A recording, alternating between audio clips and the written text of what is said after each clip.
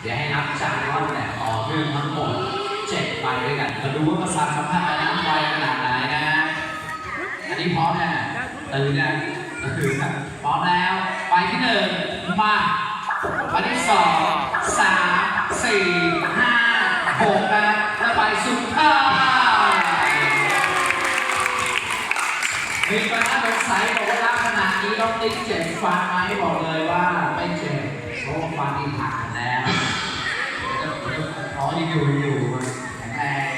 เที่ยวแล้วนะไม่หันง่ายๆนะมาดูน้องโมดีกว่าโชว์ด้านสายตาแล้วกันรับห่วงยางกันไปเลย5 ห่วงด้วยกัน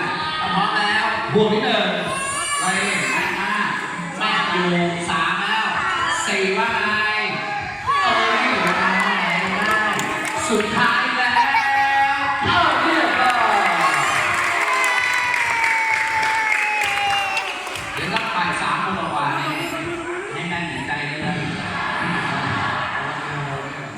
เดี๋ยวเราดูจริงที่นี่ห่วงเล็กไม่พอ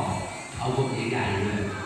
เป็นการกระโดดรอบหูนั่นเองครับโดยจะเป็นครั้งแรกเอาแค่ห่วงเดียวพอหลายๆห่วงไว้ที่หลังดูว่าน้องเต้จะกระโดดรอดห่วงได้จริงหรือเปล่าไหวหรือเปล่าลองมาชมกัน